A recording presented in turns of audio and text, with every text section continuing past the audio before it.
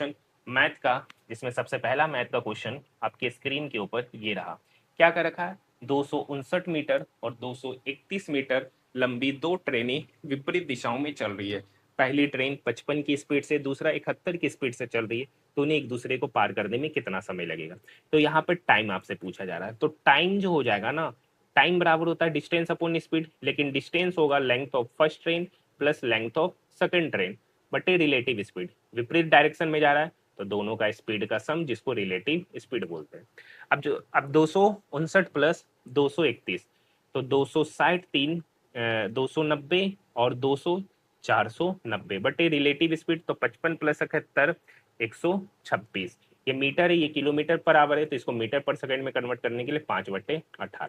ये 18 का टेबल में आएगा 18 7 बार में, ये 7 से 49 कटा 70 बार में, ये 5 इस 70 को काटेगा 14 बार में, तो यहाँ से जो टाइम निकलेगा वो आपका निकलेगा 14 सेकेंड। ऑप्शन की बात करेंगे, ऑप्शन नंबर डी। देखिए क्वेश्चन नंबर 27 बहुतों बार पूछा गया है। क्या कर रखा है, दो बैंक है ए और बी, जो एक व्यक्ति महेश को 4,60,000 रुपया देती है, एक 3.5% की दर से देता है, एक 7% की दर से देता है, तो 2 वर्ष के बाद उनके एसआई का अंतर। तो यहाँ पर चूंकि प्रिंसिपल भी सेम है, टाइम भी सेम है, तो यहाँ पर जो रेट का मेन डिफरेंस होगा, मतलब यहाँ पर जो एसआई का जो डिफरेंस होगा वो रेट के डिफरेंस की वजह से होगा। यहाँ पर रेट का कितना डिफरेंस है, पहले को 7%, दूसरे को 3.5% की दर से दिया, अलग अलग बैंक, तो 7 माइनस 3.5, तो कितना निकल के आएगा 3.5%। एसआई बराबर होता है पीआरटी बटे 100, प्रिंसिपल है 4,60,000, ठीक है, किस रेट से दिया, तो यहाँ पर रेट का डिफरेंस क्या हो गया 3.5%, और टाइम है यहाँ पर 2/100, डबल जीरो से डबल जीरो गया, 3.5 गुना 2 7, और 4600 को 7 से गुना करेंगे 32,200, option number C. Next question, question number 28 पहले भी बहुत बार करा चुके हैं। क्या कर रखा है, एक ट्रायंगल है, और ये एक ट्रायंगल है, ठीक है, ट्रायंगल ए बी सी में बी डी परपेंडिकुलर ए सी, मतलब ये जो बी डी है ना वो परपेंडिकुलर है ए सी के। Angle D B C 14, D B C मतलब ये वाला एंगल का दिया है 14 डिग्री है।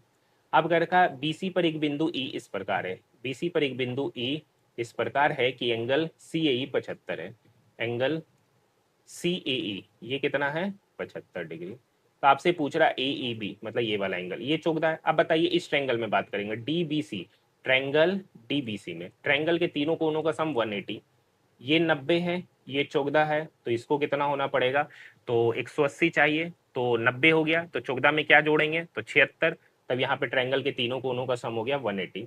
Exterior property of A triangle आपको पता होगा, अगर एक ट्रायंगल का एक भुजा बढ़ा दिया जाए तो ये बढ़ा हुआ जो एंगल होगा वो अपोजिट टू इंटीरियर एंगल के सम के बराबर होगा। मतलब ये पूछ रहा है तो ये किसके बराबर होगा, दो अपोजिट इंटीरियर एंगल, मतलब 75 प्लस 76, अब 75 प्लस 76 का सम 151 डिग्री, ऑप्शन नंबर ए।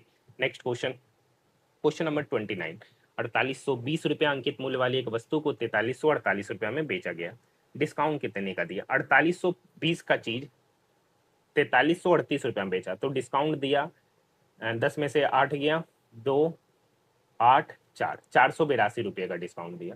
तो परसेंटेज डिस्काउंट पूछ रहा है, तो डिस्काउंट दिया 482 का, कितने पर, तो एमआरपी, एमआरपी कितना है 4820, तो 100 पर कितना, तो 100 पर कितना, 0 से 0 गया, ये 482 से 482 गया, तो परसेंटेज वैल्यू यहाँ पे डिस्काउंट का निकल के आया 10%, option number C. Next question बेहद ही आसान क्वेश्चन और बेहद ही शानदार क्वेश्चन। एक आयताकार बॉक्स की लंबाई, चौड़ाई और ऊंचाई दे रखा है, समझिएगा, ये आयताकार बॉक्स है, ठीक है, इसकी लंबाई, चौड़ाई और ऊंचाई का अनुपात है। तो मान लेते हैं कि लंबाई 8x है, यूनिट मान लेते हैं, चौड़ाई 7 यूनिट है और ऊंचाई 5 यूनिट है। यदि बॉक्स का आयतन इतना है, तो बॉक्स का आयतन मतलब घनाभ का आयतन क्या होता है, लंबाई गुना चौड़ाई गुना ऊंचाई। तो यहाँ पे लंबाई हो गया 8, चौड़ाई हो गया 7 और ऊंचाई हो गया 5। अब यूनिट गुना यूनिट गुना यूनिट, तो यहाँ पर हो जाएगा यूनिट क्यूब, यूनिट क्यूब, और यही वैल्यू यहाँ पर दे रखा 2240, हाँ है ना। 8 पंचे 40, इस जीरो को काटेगा बचा 4, 4 पंचे 20, 2 6 चौक 24, ये 7 इस 56 को काटेगा 8 बार में, तो यहाँ से एक यूनिट क्यूब का वैल्यू निकल के आया 8। अगर एक यूनिट क्यूब का वैल्यू 8 है तो यहाँ से एक यूनिट कितना आएगा 2, क्योंकि 8 का क्यूब रूट 2 होता है। अब यहाँ पर पूछ रहा है सर इसका संपूर्ण पृष्ठीय क्षेत्रफल।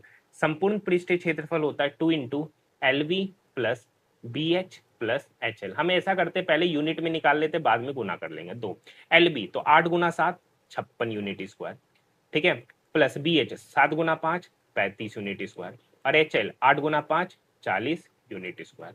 अब देखिए सबको फटाक से जोड़िए, यूनिट स्क्वायर पहले बाहर कर दीजिए।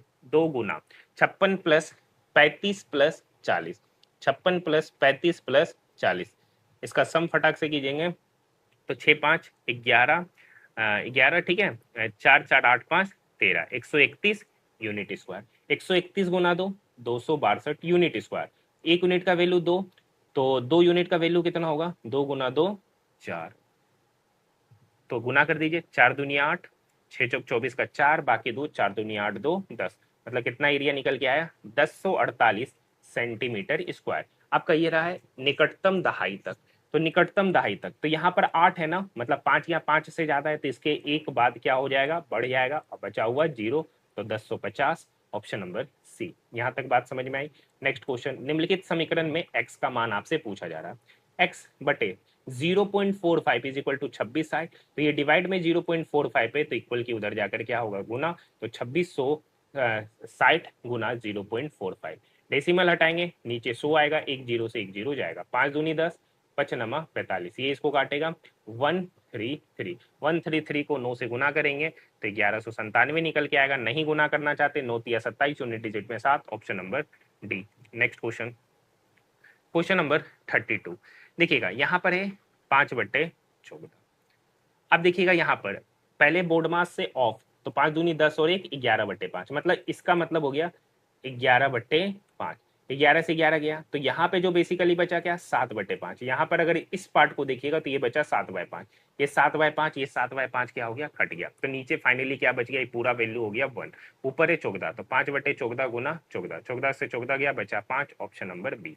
नेक्स्ट क्वेश्चन, नेक्स्ट क्वेश्चन है, दो व्यक्ति है, प्रखर और रिया, एक व्यवसाय में 35,600 का निवेश करते हैं। वर्ष के अंत में 5,000 के कुल लाभ में प्रखर का हिस्सा, तो डबल जीरो से डबल जीरो काट देते, रेशियो लेना है, तो प्रखर का हिस्सा है 23 यूनिट, तो टोटल लाभ हुआ 50 यूनिट, 50 में प्रखर का हिस्सा 23 यूनिट, तो दूसरा व्यक्ति रिया, तो रिया का कितना हिस्सा होगा? 27 यूनिट।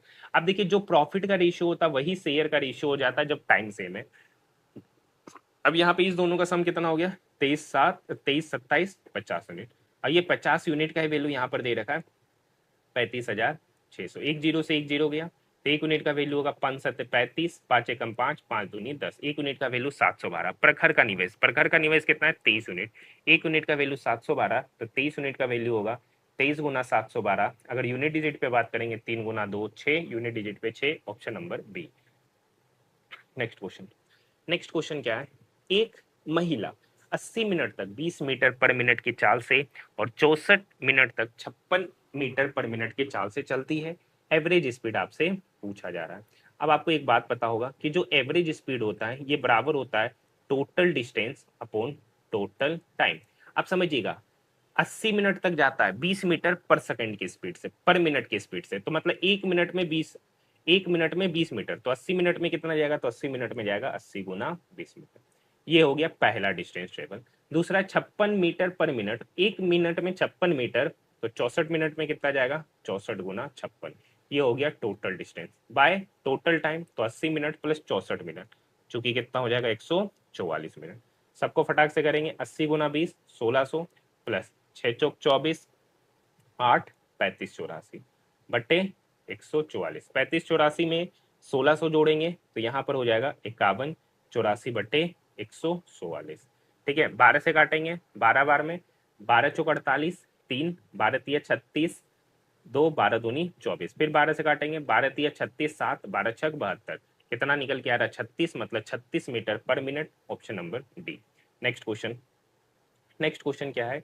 एक पाइप एक टैंक को, तो मान लेते एक पाइप ए है जो किसी टैंक को 2 मिनट में भरता है, दूसरा पाइप बी है जो इस भरी हुई टैंक को 4 मिनट में खाली करता है। यदि टैंक खाली होने पर दोनों पाइप एक साथ खोले जाए तो टैंक का एक चौथाई हिस्सा, तो 2 और 4 का एलसीएम कितना हो गया 4, यही हो गया टोटल काम। ए 2 मिनट में 4 काम किया तो ए का एफिशिएंसी 2, बी 4 मिनट में 4 काम किया तो बी का एफिशिएंसी 1। ये टंकी को भर रहा है तो इसका एफिशिएंसी प्लस, ये टंकी को खाली कर रहा है तो इसका एफिशिएंसी माइनस।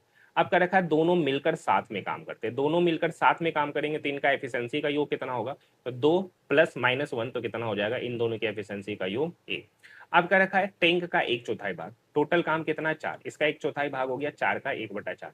अब इस काम को कौन करेगा, ए प्लस बी, तो किस एफिशिएंसी के साथ, तो आपको पता है टाइम निकालना, वर्क अपॉन एफिशिएंसी, तो ये टोटल वर्क हो गया, इसको 1 एफिशिएंसी के साथ कराएंगे, 4 से 4 कट गया तो बचा कितना 1 मिनट, मतलब इसका 1/4 काम को दोनों मिलकर 1 मिनट में, option number A. Next question, question number 36। Question number 36 क्या कर रखा है, आरती, अनिल और नवीन ने क्रमशः 17/6/17 के अनुपात में निवेश करके साझेदारी में एक व्यवसाय शुरू किया। वर्ष के अंत में 78,600 का लाभ अर्जित हुआ, जो उनके कुल निवेश का 20% है। अच्छा, सबसे पहले बताइए 20% का फ्रैक्शन वैल्यू कितना होता है, 20% का फ्रैक्शन वैल्यू होता है 1/5। अब क्या रखा 78,600 का लाभ हुआ जो कुल निवेश का 20% है, मतलब 1 यूनिट का ही वैल्यू दे रखा है यहाँ पर 78,600, तो 5 यूनिट का वैल्यू कितना होगा, तो 5 यूनिट का वैल्यू हो जाएगा 78,600 गुना 5, मतलब टोटल जो लाभ हो रहा है वो हो रहा है 78,600 गुना 5। अब यहाँ पर इनके निवेश का रेशियो ये है तो इनके प्रॉफिट का भी रेशियो यही होगा, क्योंकि जो जिस अनुपात में लगाएगा उसको उसी अनुपात में पैसा मिलेगा। तो 17 17 34 और 34 6 40 यूनिट, मतलब ये 40 यूनिट का ही वैल्यू इतना दे रखा। 5 से ये 40, 8 बार में 8 इसको काटेगा, 8 नमा 72, 6 अठी अठी 64, 2 8 दूनी 16, 4 8 पंचे 40। 1 यूनिट का वैल्यू यहाँ पर निकल के आया 98.25, 1 यूनिट का वैल्यू यहाँ निकल के आया 98.25। आपसे पूछ रहा अनिल का हिस्सा, तो अनिल आप यहाँ पर दे सकते 6 यूनिट है, 1 यूनिट का वैल्यू 98.25, तो 6 यूनिट का वैल्यू होगा 98.25 गुना 6, 25 छग 150, 1 8 छग 48 और 1 49 का 9 बचा 4, 9 छग 54 और 4 58,950, option number A, option number A. Next question, यदि तीन संख्याओं इस अनुपात में उनका कुल योग 510 है तो सबसे बड़ी संख्या क्या है जो तीनों संख्या को पूर्णतः विभाजित करती है, तो यहाँ पर इनका योग 7 5 12 12 3 15 यूनिट, 15 यूनिट का ही वैल्यू दे रखा है 510, तो 1 यूनिट का वैल्यू कितना होगा, तो 1 यूनिट का वैल्यू पता चल गया 34। अब क्या रखा, वह सबसे बड़ी संख्या बताइए जो तीनों संख्या को पूर्णतः विभाजित करे, तो वह सबसे बड़ी संख्या जो तीनों संख्या को पूर्णतः विभाजित करेगा वो इसका एचसीएफ होगा, वो इसका क्या होगा एचसीएफ, मतलब 3 यूनिट 5 यूनिट और 7 यूनिट का एचसीएफ। अब बताइए 3 यूनिट 5 यूनिट 7 यूनिट में क्या कॉमन है, 1 यूनिट, 1 यूनिट ही इसका एचसीएफ होगा जो कि 34 है, option number C. Next question, question number 38, एक इमारत की परछाई 46 मीटर लंबा, मतलब ये जो परछाई है ना वो 46 मीटर लंबा है, ठीक है, जहां सूर्य का उन्नयन कोण 60 डिग्री, इमारत की ऊंचाई ये पूछ रहा। अब आपको बार बार बता चुके हैं अगर 60 डिग्री होता है तो ये √3 यूनिट होता है और ये 1 यूनिट, मतलब 1 यूनिट का वैल्यू 46 मीटर, तो √3 यूनिट का वैल्यू पूछ रहा है, तो √3 यूनिट का वैल्यू हो जाएगा 46 √3 मीटर, लेकिन ये आंसर नहीं है, √3 का मान यहाँ पर यूज करने बोल रहा है, तो 46 गुना 1.7, 46 को 1.7 से गुना कीजिएगा 78.2 निकल के आएगा, ऑप्शन नंबर ए। सबसे शानदार प्रश्न अब तक रेलवे में पूछा गया अलजेब्रा का, इस क्वेश्चन को अच्छे से समझिएगा, पूछ रहा है x/y/z का रेशियो। अब देखिए इस 8x² को हम लिख सकते हैं 4x² प्लस 4x², इस 2y² को लिख सकते हैं y² प्लस y², और इस 18z² को लिख सकते हैं 9z² प्लस 9z²। ऐसा इसलिए लिख रहे हैं, अभी थोड़ा देरी में बताते हैं। अब देखिए ये 4x² कहीं ना कहीं 2x का होल स्क्वायर बन गया, ये भी 4x² कहीं ना कहीं 2x का होल स्क्वायर बन गया, ये y² और y² तो होल स्क्वायर है, ये है 9z² को आप देखिएगा तो कहीं ना कहीं 3z का होल स्क्वायर बन गया प्लस 3z का होल स्क्वायर, तो देखिए ये a², अब इसको 2ab के रूप में बनाना है -4xy, तो 2 a की जगह पर 2x, तो b कितना होगा y, तो इसमें सोचिएगा, ठीक है, 2x² minus 4xy plus y², तो ये बेसिकली क्या बन गया 2x माइनस वाई का होल स्क्वायर। आगे विचार करते हैं, थोड़ा सोचने का प्रयास कीजिएगा। अब इस एक y² एक 2x² और इसका काम खत्म, अब बचा है 6yz, 6yz को 2ab के रूप में तोड़ेंगे, 2 यहाँ ab, तो y यहाँ पर देख सकते हैं y तो 1 ही है, z को लिखेंगे तो 2y और जेड की जगह पे लिख देंगे 3z। मतलब इस 6yz को लिख सकते हैं 2 × y × 3z। अब देखिएगा, अब समझिएगा, यहाँ पर y² plus 3z² minus 2y × 3z, ये बेसिकली क्या हो गया, a² plus b² minus 2ab। तो ये क्या बनता है, a माइनस बी का whole square, a minus B का होल स्क्वायर प्लस। अब देखिएगा इसका और इसका भी काम खत्म। अब बचा -12zx। -12zx को लिख सकते हैं 2 गुना, क्योंकि ए की जगह तो 2x है और जेड की जगह 3z है। तो देखिएगा ये बचा क्या, a², एक ये a², ठीक है, इसका इन दोनों का तो यूज हो गया, a² plus b² minus 2ab, क्या बन गया, a माइनस बी का होल स्क्वायर, लेकिन यहाँ पर y माइनस 3z का होल स्क्वायर। और इसी का वैल्यू क्या है, 1 मिनट, 2x है ना, y तो लिख दिए, 1 मिनट, यहाँ पे क्या बनेगा, 2x माइनस 3z का whole square is equal to 0। अब बताइए ये कैसा नंबर है, एक स्क्वायर है, ये भी स्क्वायर, ये भी स्क्वायर। अगर ये स्क्वायर है तो ये हमेशा पॉजिटिव नंबर आएगा, ये भी हमेशा पॉजिटिव नंबर आएगा, और ये भी हमेशा पॉजिटिव नंबर। मतलब 3 पॉजिटिव नंबर का सम 0 के बराबर। 3 पॉजिटिव नंबर का सम 0 के बराबर कब होगा, जब ये वैल्यू खुद 0 के बराबर हो जाए, ये भी 0 के बराबर हो जाए, और ये भी 0 के बराबर। जब 2x माइनस वाई को 0 के बराबर करेंगे तो 2x minus Y is equal to 0। तो यहाँ से 2x बराबर वाई, तो यहाँ से x बट्टे वाई जो निकलेगा वो निकलेगा x बटे वाई निकलेगा वो 1/2। अगर हम इसको करते हैं y minus 3z is equal to 0, तो y बराबर 3z, तो यहाँ से y बटे जेड जो निकलेगा वो निकलेगा 3/1। हमसे x y z का रेशियो पूछ रहा है। यहाँ पर देखिए x y का जो रेशियो हो गया 1:2, y z का जो रेशियो हो गया 3:1।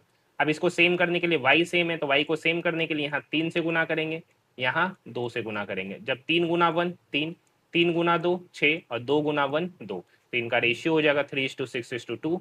और की क्वेश्चन होमवर्क के रूप में है, तो क्वेश्चन नंबर 40 का जवाब आप लोग मुझे कमेंट सेक्शन में कमेंट करके जरूर दीजिएगा। ठीक है, नेक्स्ट क्वेश्चन, क्वेश्चन नंबर 41। क्या कर रखा है, निम्नलिखित डेटा सेट में बहुलक को बदले बिना x को दिए गए मानों में से कौन सा नहीं लिया जा सकता। देखिए जो ज्यादा बार है, यहाँ पर 3 कितना बार है, 3 बार। 11 कितना बार है, 2 बार। ठीक है, 13 बाकी सब तो एक ही बार है। अगर आप समझिएगा, अगर हम 11 3 बार ले लेते, अगर हम 11 2 बार तो ही है, अगर इस x के जगह हम 11 ले लेते तो फिर 11 कितना बार हो जाएगा, 3 बार। तब यहाँ पे बहुलक चेंज हो जाएगा, 3 भी 3 बार हो जाएगा, 11 भी 3 बार हो जाएगा, तो बहुलक क्या होगा, चेंज। तो ये तो यही नहीं लिया जा सकता। अगर हम मान लेते 3 ले लेते, तो अगर हम 3 लेंगे तो 3 एक बार और ले लिए, तो 3 कितना बार हो गया, 4 बार, तो अभी भी बहुलक इसी का ज्यादा होगा, क्योंकि 3 4 बार है। अगर हम 13 लेते तो 13 तो एक बार है, एक बार और ले लेंगे, एक बार और ले लेंगे, तो 13 कितना हो जाएगा, 2 बार, क्योंकि x के जगह अगर हम 13 रख दिए तो 13 कितना बार हो गया, 2 बार। अभी भी कौन ज्यादा, 3, क्योंकि 3 कितना बार है, 3 बार। तो इसी तरीके से सोचना है, तो कौन नहीं लिया जा सकता है, C 11। नेक्स्ट क्वेश्चन क्या क्या रखा है, रिजमान समान मूल्य वाले 3 घड़ियां कुल 4800 रुपया में खरीदता है। पहली घड़ी पर उसको 200 रुपए का प्रॉफिट हुआ, दूसरी घड़ी पे 100 रुपए का हानि हुआ, तीसरी घड़ी पे 150 रुपए का प्रॉफिट हुआ। कुल लाभ या हानि प्रतिशत। देखिए 200 रुपए का प्रॉफिट और 150 रुपए का प्रॉफिट, 350 रुपए का और 100 रुपए का लॉस हो गया, तो कितने का प्रॉफिट हुआ, 250 रुपए का। कितने पर, तो टोटल CI मतलब CP कितना है, 4800, तो 250 बटे 4800 गुना 100, डबल जीरो से डबल जीरो गया। अब देखिए इस 48 को हम लोग लगभग 50 बोल सकते हैं। ये 50 इस 250 को लगभग 5 बार में काटेगा, और चूंकि प्रॉफिट होगा तो 5% का लगभग प्रॉफिट, तो 5% का लगभग प्रॉफिट एक ही है, ऑप्शन नंबर डी, क्योंकि ये जो भी मान आएगा 5 से ज्यादा आएगा, क्योंकि 48 है। ठीक है, कम तो बात ही नहीं होगा, हानि का तो बात ही नहीं होगा। नेक्स्ट क्वेश्चन, एक व्यक्ति के वेतन में पहले 30% की कमी, फिर 40% की वृद्धि, वही सक्सेसिव सन x plus Y plus X Y बटे 100। अगर वृद्धि हो रहा है तो प्लस में, कमी हो रहा है तो माइनस में। पहले 30% का कमी हुआ तो -30, बढ़ोतरी हुआ तो +40, प्लस माइनस माइनस 30 गुना 40 मतलब 1200 बटे 100, डबल जीरो से डबल जीरो गया, +40 में से 30 गया तो इधर हो गया 10, -12, 10 -12 मतलब -2%, और माइनस साइन बता रहा कमी, option number B. Next question है, एक पुत्र की वर्तमान आयु उसके पिता की 2/5 है, मतलब फादर है और सन है। तो मान लेते हैं कि फादर की आयु 5 यूनिट है, तो पुत्र की आयु 2 यूनिट। अब से 8 वर्ष बाद उसकी आयु उसके पिता की आयु का 1/2 होगा। तो मान लेते हैं कि इनका वर्तमान आयु 5x और 2x है। इनका वर्तमान आयु 8 वर्ष बाद आयु क्या होगा, 8 वर्ष बाद। तो 8 वर्ष बाद पिता की आयु होगा 5x+8 और पुत्र की आयु होगा 2x+8। अब क्या रखा है, 8 वर्ष बाद उसकी आयु पिता की आयु का आधा है, मतलब पिता की आयु क्या है 5x+8, उसका आधा है किसका आयु, पुत्र का, मतलब 2x+8। ये दो इधर आएगा तो गुना होगा, ये दो इधर आएगा तो गुना होगा, इधर हो गया 5x+8, दो इधर जाएगा तो 2 × 2 4x+8 × 2 16, ये 4x 5x की तरफ गया, 8 16 की तरफ गया तो 16 - 8 8, मतलब x बराबर पता चल गया 8। वर्तमान में पिता की आयु कितना है 5x, x का वैल्यू 8, तो 5 × 8 कितना हो जाएगा 40 वर्ष, option number C. Next question, question number 45। एक दुकानदार अपने माल को क्रय मूल्य से x% अधिक मूल्य पर अंकित करता है और उसे 35% की छूट पर बेचता है। यदि उसे 69% का लाभ होता है तो x का मान। देखिए आज इसको थोड़ा दूसरे तरीके से करते हैं, CP बटे MP। अब आपको पता है CP होता है 100 माइनस % डिस्काउंट, तो 100 - 35, तो 100 - 35 कितना हो गया 65 बटे 100 प्लस, देखिए फॉर्मूला ही लिख देते हैं, CP बटे MP बराबर एक फॉर्मूला होता है 100 minus % discount upon 100 plus % profit. ये एक ऐसा फॉर्मूला है जिससे रेलवे के हर एक सेट में अगर प्रॉफिट एंड लॉस से सवाल पूछा गया है तो ये सवाल तो आता ही आता है इस फॉर्मूले पे। तो यहाँ पे 100 प्लस % प्रॉफिट मतलब 169 का रखा है। एमपी सीपी से कितना अधिक है, तो देखिए सीपी है 65, एमपी 169, तो एमपी सीपी से कितना अधिक है, तो 169 में 65 घटाएंगे तो कितना हो गया 104। तो कितना अधिक है 104, किस में, तो सीपी में। तो सीपी कितना है 65 गुना 100, 13 पंचे 65, 13 अठी 104, ये 5 से 100 कटा 20 बार में, 20 × 8 160% अधिक है, ऑप्शन नंबर ए। बाकी इस टाइप के क्वेश्चन को मैंने पहले बहुत बार दूसरे तरीके से सॉल्व किया, आज सोचे थोड़ा अलग तरीका। ठीक है, नेक्स्ट क्वेश्चन। एक क्रिकेटर का 5 पारियों में 62 रनों का औसत है। अगर 5 पारी में 62 रनों का औसत है तो 5 पारी में उनके द्वारा बनाया गया रन कितना होगा, तो 62 × 5, तो 62 × 5 हो गया 310। छठी पारी में 296 रन बनाए, 5 पारी में टोटल रन बना रहा है 210 और सिर्फ छठा पारी में रन बना रहा है 296, टोटल कितना रन बना लिया, तो टोटल रन बना लिया 606। ठीक है, ये 606 टोटल रन बना रहा है, तो इस 36 पारी मतलब टोटल 6 पारी का औसत क्या होगा, तो टोटल 6 पारी में रन है 606, औसत निकालना है तो 6 से डिवाइड करेंगे तो 606 बटे 6 मतलब 101 का रखा। उसके औसत स्कोर में कितने रनों की वृद्धि हुई, पहले औसत रन औसत स्कोर था 62, अब कितना हो गया 161, तो कितने का वृद्धि हुआ, तो 101 में 62 घटाएंगे 39, option number D. Next question, question number 47। देखने में वो वंडर लग रहा है लेकिन बिल्कुल आसान क्वेश्चन है। 12 सेंटीमीटर ऊंचाई वाला एक बेलन का वक्र पृष्ठीय क्षेत्रफल इतना है। यदि बेलन की त्रिज्या दोगुनी कर दी जाए और ऊंचाई 25% बढ़ा दी जाए तो बेलन के मूल आयतन और नए आयतन के बीच का अनुपात का रखा है। पहले बेलन की त्रिज्या मान लेते आर है, अब बेलन की त्रिज्या कितना कर दिया 2r। अब का रखा उसकी ऊंचाई में 25% का वृद्धि, तो सबसे पहले 25% का फ्रैक्शन वैल्यू होता है 1/4, वृद्धि हो रहा है मतलब 4 का चीज कितना 5, तो मान लेते कि पहले हाइट था 4h, अब बढ़कर कितना हो गया 1 यूनिट बढ़ गया तो कितना हो गया 5h। तो सबसे पहले ये पहले वाले का है, पहले सिलेंडर का, ये दूसरे सिलेंडर का। कर रखा बेलन का मूल आयतन नई आयतन से, तो बेलन का आयतन होता पाई आर स्क्वायर, आर तो आर ही है और एच यहाँ पर 4h है, डिवाइडेड बाय नई बेलन का आयतन में पाई आर स्क्वायर है, पाई लेकिन आर की जगह पे 2r है तो 2r का स्क्वायर करेंगे 4r स्क्वायर और h की जगह पर 5h है। चलिए काट लेते हैं, पाई से पाई गया, आर स्क्वायर से आर स्क्वायर गया, एच से एच गया, 4 से 4 भी गया, ऊपर कितना बच रहा 1, नीचे बच रहा 5, इनका रेशियो ले लेंगे तो 1:5, option number D. Next question, question number 48। क्या कर रखा, आदित्य किसी काम का 1/6 भाग 6 दिन में करता है। अब समझिए 1/6 भाग 6 दिन में कर रहा है, तो आदित्य उस एक कार्य को कितने दिन में करेगा, तो 6 × 5 30 दिन। भगवान उसी काम का 1/5 भाग 11 दिन में कर रहा, तो भगवान अकेला उस एक कार्य को कितने दिन में करेगा, तो 11 × 5 55 दिन।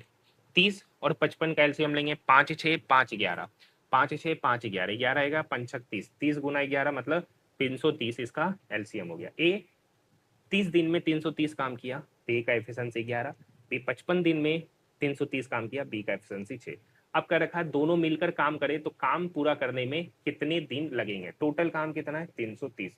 अब इस 330 काम को कौन कर रहा है, दोनों मिलकर, तो दोनों मिलकर करेगा तो इनकी एफिशिएंसी का योग कितना हो गया 11 + 6 17, तो कितना दिन में काम करेगा, तो 330/17, 17 एकम 17, 6 160, 19 लगभग 19 पॉइंट समथिंग दिन में काम करेगा। एक ही ऑप्शन है, option number B, option number B. Next question, next question क्या कर रखा है, यदि किसी संख्या के 20%, मान लेते कि एक संख्या है 100 यूनिट, उसका 20% कितना होगा 20 यूनिट। अब 20 यूनिट में कितना जोड़े 78, तो परिणाम वही संख्या मिलता है, मतलब संख्या 100 यूनिट। तो 20 यूनिट 100 यूनिट में घटेगा तो कितना हो गया 80 यूनिट। 80 यूनिट का वैल्यू यहाँ पर 78।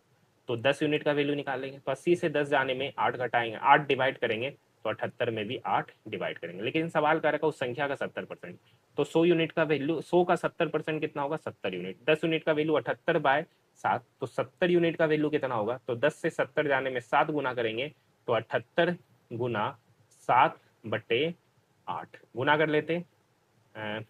68 56 का 6, बाकी 5 7 49 5 54/8। यहाँ पे काटेंगे 8 6 48, 6 66 8 8 64, 2 8 दूनी 16, 8 पंचे 40, 68.25 निकल के आएगा, ऑप्शन नंबर 8।